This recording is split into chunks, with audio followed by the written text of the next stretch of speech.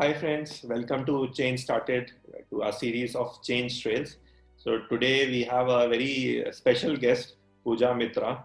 She is the founder of Terra Conscious, which is into marine conservation. Thank So it you, is a Varun very and Sameer, and to Chain started for this opportunity. I'm really glad to, at least join you all online and have a you chat. have to do it. Uh, So why don't you, Pooja, show that presentation just to demystify, just to elaborate more on marine conservation, how it works and what all things so, happen within that. okay, so So this yeah. is just a short overview of the work we are doing in Goa because obviously that's where we are based. But it's a lens through which we can view some of the larger issues that impact the marine ecosystem around the country.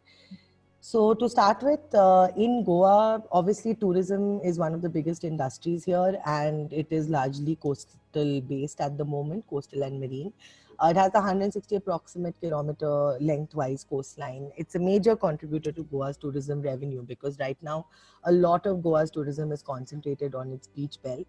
The local species of dolphin that you find here is called the humpback dolphin. The scientific name is Susa plumbea, and it's a coastal shore waters dolphin in the sense that it cannot dive deeper than 20 meters depth of water. It's evolved like that, so it's a very finely evolved estuarine hunter, so it hunts in the river mouths, and Goa has about 7 major rivers emptying into the sea, so it's got great habitat for them, lots of shallow bays, and that's why you ask any Goan who's grown up in Goa, they'll tell you, seeing dolphins while going on the ferry to school, or watching them from the bridge, or when they go out fishing. So it's very much part of the local culture, and people know about the dolphins that they have. But for tourism, it has just recently, in the last decade, become a big thing. Diving happens around a place called Grand Island. It's an archipelago of 3 islands in South Goa. It's got some shallow reefs, not very deep, 6 to 8 meters, a lot of them. It has a wreck. It was, I think, a Spanish wreck which used to carry, like, pottery and things like that. So sometimes you find like old tiles and things when you're diving. Interestingly, there's the legend that, Adil Shah, who was the last sort of Mughal ruler before the Portuguese took over, when the Portuguese were coming in to colonize, he thought he'll introduce the Indian mugger into the moats and the sort of waterways to try and stop them. But of course, they had gunpowder, and they Oh, dealt with that. But the Indian mugger actually adapted, and it's the only population of this freshwater crocodile which has adapted to the brackish water of the mangrove habitat. So you actually find the Indian mugger in Goa, and it's really quite a chilled out reptile. It's mostly sunbathing and thermo-regulating. It's unfortunately led to some people who are unaware when they come on trips. They try to throw bottles at it because they want it to move, and they think the boat operator is fooling them by putting a statue over there. So it's really important that you understand the wildlife when you go to watch them, because crocodiles bask a lot in the daytime, and they like to sunbathe, and then they keep still like that. So they're not a statue; they're very much alive. But these are the kind of ethical practices that have to be followed. Otherwise, you just turn what should be a beneficial experience on both sides. The nature getting known and protected, and person going away with a lot of information and a good memory of this environment, is just turned into this very sort of extractive paisa vasool type of narrative, which needs to change. Then people do a lot of picnic trips, they do river birding, mangroves. So these are some of the marine activities.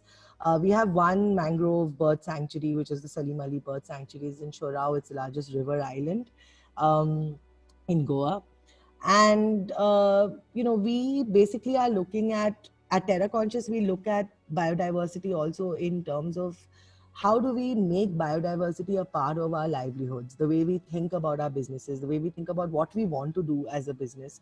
If we can do it in a way that it supports biodiversity and supports local communities, then it's, in my mind, it's a win-win for everyone. And I think today, people are demanding more environmentally sustainable products. I mean, even a TripAdvisor now has those green listings, where they recommend eco-friendly stays and things to do. And increasingly, I see a lot more being written about sustainability. We were featured in the Condé Nast list of 50 sustainable, businesses in India, and that, I think, is great, because it also shows that, it's the right time to give people more options like these. And definitely Goa is seeing a lot of such startups coming up. The key marine species of the state, like I said, is the humpback dolphin. Very quickly, this grows to about 8-9 feet in length. They mostly live in small family groups. They are matriarchal society. Almost all cetacean species are. So they're headed by the older female. It could be a grandma. She could have directly given birth to most of the members of a family. They do drive away their males when they get older, so that there's no inbreeding, and males sometimes you'll see moving alone. But generally, if you see a calf, like a baby dolphin, along with its mother, you can easily tell it's a female. It's difficult to tell their gender. But if you see their snout and their on the head, they have their blowhole, which is where they breathe from, which has a flap which closes underwater. And the marks on the snout and the dorsal are unique to each animal. It's like a fingerprint. And I would love for someone to do a photo ID study. I'm not an ecologist myself, I'm a conservation practitioner. But if somebody did do that study in Goa, we would get to identify some of these animals, because they tend to have their territories, they're very territorial.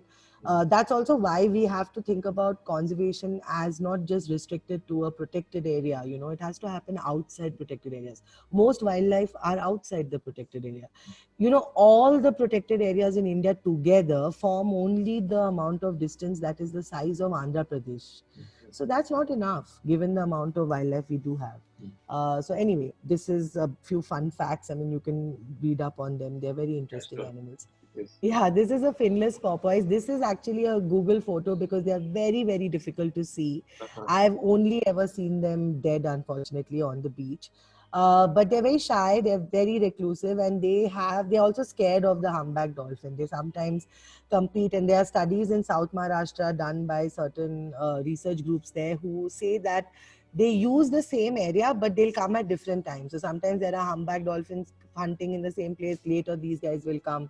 And rarely are they there at the same time, because humpbacks can be quite aggressive towards them. They're called finless because, unlike most cetacean species, they don't have a fin on the back. So that makes them even harder to see, but they are very, very sweet, and not much is known about them actually. They're quite understudied. You'd be surprised to see humpback whale, but what's so interesting is that the Arabian Sea actually has a residential population of humpback whales that lives between Oman and India, and moves between Oman and India. And Oman has a program where they have, I think, radio tagged some of them. And 2 years ago, we were informed through the research network that one of the whales, female, was swimming towards India, and she was going somewhere, and they were tracking her, and it looked like she might come past Goa, and she did. She came past Goa, she went down to Kanyakumari, she went towards Sri Lanka, she hung out with, like, the sperm whales and all there for a couple of months, and then she swam back. And unlike other populations of humpback whales, this Arabian Sea population doesn't seem to migrate too much. They tend to stay here. So I mean, that we don't know enough about why they do that, but you do occasionally. And there are divers in Goa who have heard humpback whale sound underwater. So sometimes if they're going past, maybe because their sound can carry across thousands of kilometers, and that is how they find a mate. Only males sing. And each male humpback has his own song, and they spend like this whole year making up new verses of the songs. And in fact, that's how international whaling got attention. Scientists recorded whale songs and played them in Times Square, or I forget now whether it was Trafalgar Square in UK or something. And people were shocked that this amazing animal was swimming around the world singing underwater, and we couldn't even hear it. And here we were just cutting it up to use the blubber in cosmetics, and eat it as meat. And no one really was even bothering to know about these animals. So, over the years, that attitude has changed, thank God. But what's nice is, if they have another male in the vicinity, they won't sing, because they don't want the other one to copy their song and all of that. They are quite entertaining. But as shipping increases, as everybody wants their Amazon product like yesterday, because they just ordered it, and Prime and whatnot, and you want ships to go faster and bring your products and trade and everything faster, shipping routes multiply, big ports multiply, then what happens? They are affected by sound. I have this great video I can share with you later, which actually talks about impact of sound on marine animals. And when there's all those noise of oil drilling, seismic blasting, naval activity, sonar, ship huge ships with their propeller sound, engine sound, they could be, there are scientists now saying that in areas where there's a lot of shipping noise, whales are like trying to stalk even louder, Oh. which puts a huge strain on them because, as mammals, they burn a lot of energy. And to move this huge body, you've got to burn a lot of energy. You have to eat a lot. And at the same time, we're removing all their food by overfishing because today people don't want to eat seasonal fish anymore. Nobody ever comes to Goa and ask, कि ये महीने का अच्छा fish क्या है? Everybody wants prawn and they want kingfish and they want squid and seal because that's all they know. And and restaurants want to serve that throughout the year, and therefore you're taking out things even before they have time to grow back. So these are problems. We need to think about, we need to educate ourselves better. I mean, we don't even know what we're eating half the time. So this is the Broodies whale. This is unfortunately one that we find quite commonly washed up dead on our coastline in Goa. We've recorded it 2-3 times in the last 3 years. And again, we don't know exactly what's causing their deaths right now, but this is something we want to monitor. And occasionally we've had sightings of killer whales. So, you have two types of killer whales, the residential and transient. And transients are the ones who move around. And killer whales are actually dolphins. They're the biggest dolphin in the planet. They're called killer whales because they kill other dolphins to eat them, and sharks and things like that. Also popularly known as orcas. Unfortunately, because they're so intelligent and curious and active, they have been put into captivity. And it's high time people understood that an animal like this just does not do well. In captivity, you will see their dorsal is always bent. That's because constant sun exposure starts breaking down the collagen in their dorsal. So it bends to the side, and you'll only see this in captive orcas. And the narrative you will hear in the sea parks and all is that this is natural, but you will not see it in the wild. And also in the wild, they've recorded some of them living up to 100 plus, and in captivity, they die as young as 40, 50. There they also do inbreeding. The other thing people don't realize is killer whales speak different dialects. And what they do is they capture orcas from different parts and they bring them into captivity, and then they try to make them talk to each other. It's exactly like putting 4 people in a room they can never get out of, who can't understand each other. And then can you imagine, you'd want to beat each other up in 2 minutes, you won't be able to deal with it. So they get very aggressive with each other. They force inbreeding. And I can't tell you how terrible that is for them because, in our brain, we have something called a spindle neuron, which processes emotion. And the more curved it is, the higher plane of emotion you can process. And they have found in killer whale brains that their spindle neurons are even more curved than ours. So the chances of them, not understanding that this is a sibling or this is a child of mine or this is from my own family group is completely false. They know. And they had done this experiment for a killer whale called Lolita, who is still held in a sea park last 40 years. She was captured at the age of 2. And scientists actually found her family group in the wild, and they recorded the sounds of her family and brought it back. And it was, well, it's a sad experiment, but it was to prove a point in the court case, was that they played it to her and she started vocalizing and getting really worked up. And mind you, she's hearing the sounds of her family after decades. To have this kind of connection with each other, you're grouping them wrong. You're bringing them from all over. You haven't understood the way they communicate. You don't know what they need. You're giving them antidepressants. You're removing their teeth manually because they're pulling at their bars underwater. And then you're making them breed with each other. And then for all of that, you're selling a ticket so that somebody can go sit in the stands and scream and shout and think they've seen a whale and show their kids and buy a little Shamu doll or whatever and come home. But that's like saying if you want to learn about humankind, go watch a man in solitary prison. It's not going to teach you anything about human nature, right? It's only going to show you a very broken down, miserable version of what happens to a person. And this is the same thing of captivity. So I feel very strongly about captivity. I've run a campaign on it as well. And I feel like in India, we are so blessed. We have these animals in the wild. If you absolutely want to see them, then make the effort, save up and go out on a trip and enjoy them, but don't support, captive this thing. And we also get olive ridley turtles. Goa has a couple of nesting sites. But interestingly, our standing data has shown us hawksbill turtles, green turtles as well. So this idea that only olive comes here is not true. We get more than just that. So, we did an IUCN study, and the idea was really to look at the impact of tourism on dolphins and corals. This was about in 2015 we had done the study. And this is a little graphic I want to show you. This is Sinkaram Bay. This is a 3 kilometer wide bay, and it's serviced by 4 major jetties in Goa. So it's Coco Beach, Sinkaram, Miramar, and Donapal. This is all in North Goa. And this is where the major concentration of tourism is in this belt. All your Baga, Kalangut, all that happens here. And, and it's not only dolphin boats that go out from here. There are fishing boats because it is connected to the Nerul backwater. So all this is mangroves, all in this part.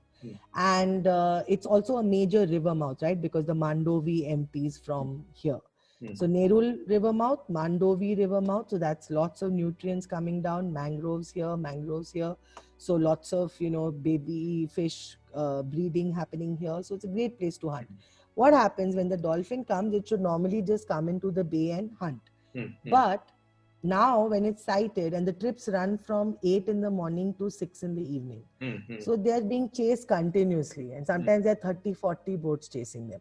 Now what happens when an animal expends that much energy all day trying to escape boats? It's not eating enough, it's not resting enough, it's not socializing. And just like humans, when you get stressed, your reproductive cycle gets affected. We know with common ailments today that most women and men both experience reproductive challenges due to stress and lifestyle. And that is the same thing that happens here. And when you start to have lesser, as it is, they have one baby every 2-3 years. It takes them up to 10-15 years before the child is fully independent. Mothers and daughters, at least in killer whales, stay their whole lives together sometimes. So this kind of thing is just it's so avoidable if you just train people. The other thing that they do is corralling, because everybody wants to see. So we have now started working with the boat guys to say that you communicate with each other on the cell phone and make a semicircle instead of crowding, so that you get space. The animal also has space to move. We did a survey in the Grand Island where the diving happens. We saw a lot of, we just did 4 things. We did socioeconomic surveys, coastal mapping, and capacity building. We saw a lot of coral breakage, a lot of garbage and engine oil discharge from tourist boats. We saw discarded fishing tackle. We saw lots of chasing. We saw music, dancing, alcohol, drinking on the dolphin boats. And typically there are enough places to drink and dance on the land only. You don't have to do it on the boat also, at least not when you're seeing the wildlife. And there was no marine tourism policy. There was no clarity on what is marine wildlife tourism. And these are some examples of underwater. You can see here, because we don't have something as simple as a mooring buoy. Why can't you put 2 mooring buoys? They have them in Andamans. They have them all over Southeast Asia, but here they don't. So sometimes boats don't know where to throw the anchor, and they'll throw it. This is a freshly broken coral. And when you think a coral takes hundreds and thousands of years to grow, and it's an animal, right? It's a living ecosystem. So then when this comes and falls, and that's it, just gone. Here you see animals stuck in the net, and you can see this is all recovered from underwater, the bottles, because people drink. And then, I really want Tuborg to see this photo, because after they made the screw top, they made life very difficult, because everybody just takes a beer on boat. And I don't know what the logic is of throwing it and not bringing it back, but this happens a lot. And so we started doing a lot of outreach with schools, with the jetties, with local. These are some of the boatmen with whom we trained initially, and kind of, did a needs assessment with them. What support do they need? We started with 40 when I was at WWF. And then when I went on my own independently, I have about 10 guys who are long-term partners with our program. We also started reaching out to hotels and to sensitize them, because, we want to look at hotels becoming ocean friendly. So phasing out their plastic, dealing with their wet waste, because they put a huge impact pressure. They put lights on at night. So at least during nesting season for the turtles, if they can reduce their lights a little bit and allow signage on, so that their guests also know, where they are coming, what they're doing. So, and then the second project we started, apart from responsible tourism, we work on stranding. So Goa thankfully, because it's a tourism destination, has a private company called Drishti Life Saving, which has 600 lifeguards deployed across the coast.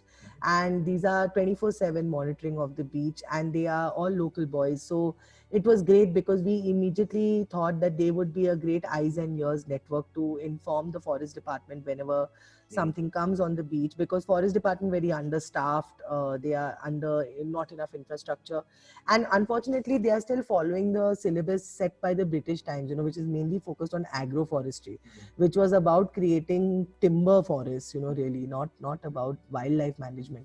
And even now wildlife is a very small segment of what they are taught, and that too mainly terrestrial. So we do a lot of training with the forest department. We work with them. This program is with them, in collaboration with them as well.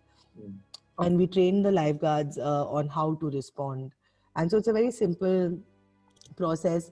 Patrolling lifeguard sees an animal, he informs his supervisor on the beach, or if he is the supervisor, we have a simple WhatsApp group with the department, and the lifeguards, they put a photo up there, they tell us where it is, and we inform the department, and the squad goes there and deals with it, whatever the case might be. And we also train the beach cleaning staff, because often burial and all of carcasses comes to them.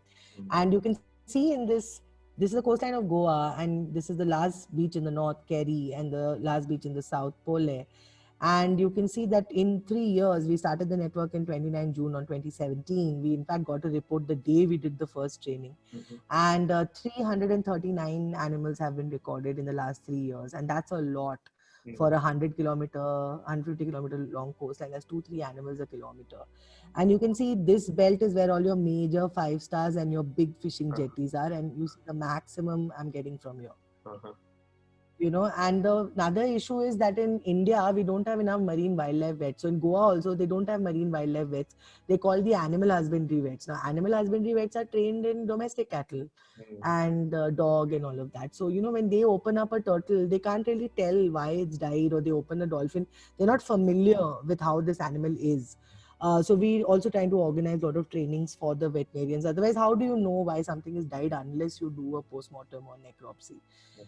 We've had 245 turtles recorded, multiple species. We've had 96 whales and dolphins wash up dead on our coast, 2 of which were live standings. And that too of an animal called a spinner dolphin, which is found a little deeper. And just so that you don't only think of numbers, these are some of the faces. This is a newborn. She was still in her mom's stomach, and this was her mom, and she was actually really thin. And we think it could be because there's so much overfishing and humans are just consuming so much that they could not be getting enough prey. It could be that she got chased by some other dolphins maybe, or she got scared by some human activity. But it also could be plastic, stuck in her gut, and therefore she's not. Because I've had turtles, this is a baby newborn, you can see the neonatal line still on the body, so very young calf. And these turtles, I've had live turtles, 1 or 2 of them pooping out plastic. So you can imagine, because some species eat jellyfish, and when they eat jellyfish, they have to close their eyes so that the jellyfish doesn't sting them. So then it's even harder for them to tell the difference between a plastic packet and something. And a lot of plastic in the water breaks down into small pieces, right? So then they don't know, they're like swallowing it, so like goes in. And now we are working on trying to make this network sustainable, strengthen the veterinary training. We will be launching some crowdfund and looking for some funds to support this work. But what is really needed is these 4 things. You need to train everybody, not just lifeguards, but also Coast Guard, Marine Police, shack owners, water sports operators, the government. And like water is complicated in India, right? Because the boats are under captain of port. The dolphin and turtle is under forest department. The activity is under tourism department. The beach is under the panchayat. The something is under someone else. So, once we had a huge whale which had washed up. It was a Sunday. Like this always happens on Sunday only, when nobody's working. I can't tell you, like if I map out how many Sundays I've had an animal come alive or something major, and you call them, and nobody can figure out who's supposed to pay for the JCB. And then they send me three old women with three shovels to move like a 15-foot whale. And I'm just standing there and saying, are you mad? Like, this whale is already blowing up. It's all the gases are building up. It's going to explode on us. And there's a disease risk. And now with pandemic, even more people have to know how to handle marine carcasses when they come up on the beach, because you don't know, they could be carrying a lot of viruses, which as the body decomposes, can spread. It can get into our groundwater. It can get in if you're standing without wearing shoes or whatever. So, and they have not even provided basic amenities to these cleaning, because this is how we treat people, right? If they're cleaning your garbage, they're not worth anything in your mind, right? This is how people think. Where are their kits? Why are they doing it by hand? Where are the gloves? Where are the masks? So these kind of things we started training and talking about. And, this having all these government departments work together is very important, because otherwise sometimes when we had a live dolphin and like nobody could figure out how to get it out to sea, because the Coast Guard's boat was too big and it couldn't come into the river mouth. The Forest Department's boat was too far away in the mangroves. The fishing boat couldn't come, and it was all kinds of chaos. And these kind of basic infrastructure for all coastal states should have it. And what we've been suggesting is that and India is investing big time because of blue economy and all of that into coastal and marine tourism. They want to open up everything for tourism. That comes with its own challenges. But having said that, we are saying that every state that wants to do marine tourism has to have a lifeguard network.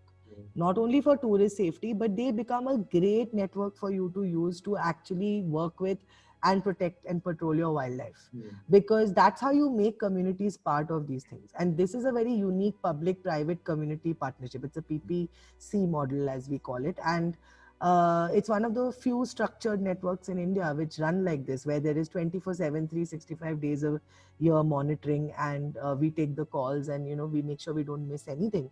And it's really showing us a big picture that almost 100 animals are coming up dead every year on just our coast. So if you add up, I would recommend going and checking out a website called Marine Mammals of India, put together by ecologists, and anybody can upload if they come across any such case, any beach that they see it over there. And if you look at the whole India picture, it's very worrying, So the fact that we need all these things in India is should have happened yesterday. And one thing we've proposed to the government is, we have the CRZ guidelines, and always there are challenges with hotels and things because they violate. So we are showing an example of how a very simple upcycle container based clinic can be made, treatment center can be made, which can work like an awareness center as well. And this is how we've designed it. There's an architecture group in Goa called Play Group that has done it pro bono for us as a design. And you see this, it's a 1,000 square foot idea. It's actually modeled on the current shack that the Forest Department has on Morjim Beach, which is one of the turtle nesting sites. And they have no staff quarters. They have no proper bathroom for the Forest Department staff. There's no proper place to put your tanks. There's no way to bring a carcass if you want the veterinarian to open it and look at the problems. There's nowhere for a tourist to have designed this to have quarters for the Forest Department, and there are treatment tanks as well here. And a treatment place here, and then on top they can stay. And the whole thing has like a green grid with solar over here. So we have proposed this to the government, and this is the actual location on the beach. We've just sort of put this on it. And I think if it comes up and we do get some funding for it, I think it would be a great example to have like this across India. Because standings happen everywhere. Maharashtra has a standing network, Goa has, Chennai has, every coast has got problems. And I think more easy units like this, which can be easily moved, taken anywhere. And then it becomes somewhere for the tourist when they're on the beach to maybe take a walk in and learn something, and know that they've not just come to a empty sand and empty water. It's like it's full of life. And the beach itself has very interesting ecology. Like we do intertidal walks as well. And I'm sure in Bombay, people would have heard. In Bombay, they have something called Marine Life of Mumbai. And similarly, we also associated with them in thinking of starting something here, because people think that the beach doesn't have any life. but it really does. You have these sandpipers that nest there, multiple species of crabs.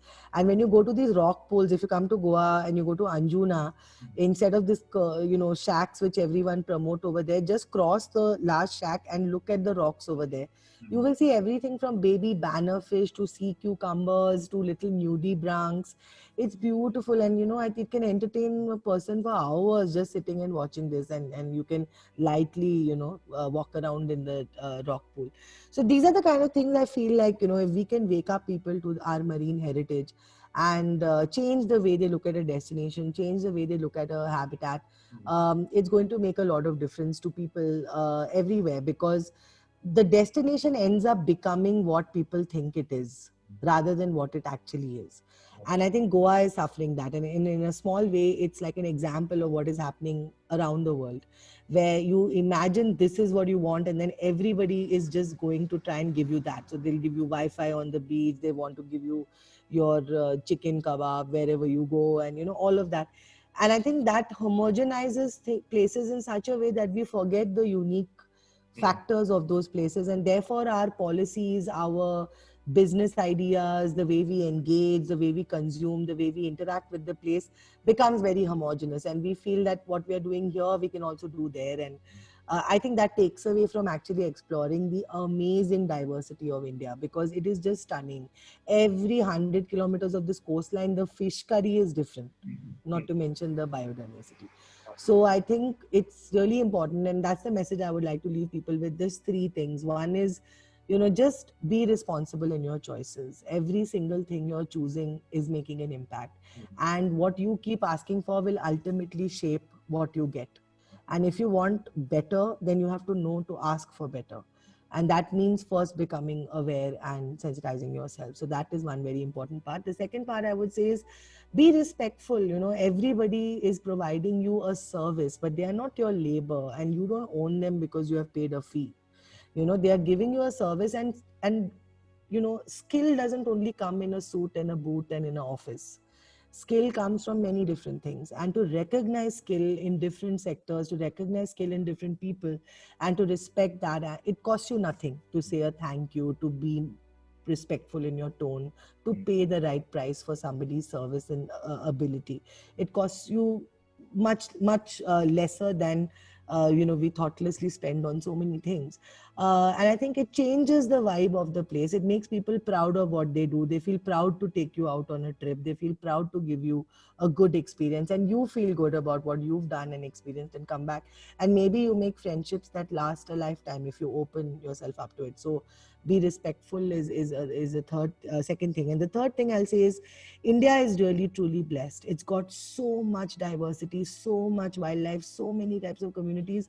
You really don't need to step anywhere to learn something, whether it's Hyderabad where you all are, or Goa where I am, or anywhere else. Every corner of this country has got something to learn and see. And our oceans and coasts are really not known. People don't think of India as a coastal and marine destination, though they should. And we've got these amazing, fascinating animals which are swimming right now and singing their songs and communicating with each other and living these fascinating lives underwater, which we don't even know. So I would say learn to dive, learn to swim, learn to snorkel, learn to walk and observe. Get in there, engage respectfully, responsibly, choose the right service provider. But get to know this world, because it's really amazing, and it's you share 3/4 of your planet with it, and it controls your climate. It gives you 50% of your oxygen. It's a carbon sink. Really, it's the blue lungs of the planet, and we all need to care about it. So yeah, that's what we are trying to do at Terra Conscious, and making sure that every time we take someone out, we help you to build a little more of a relationship with the oceans when you come back. Thank you so much. I mean, Pooja, talking to a founder of Terra Conscious was very, very enlightening. So consciousness and enlightenment happened as part of this conversation. Extremely delightful, and it was a pleasure talking to you, Pooja. So thank you so much. Thanks. Thank you.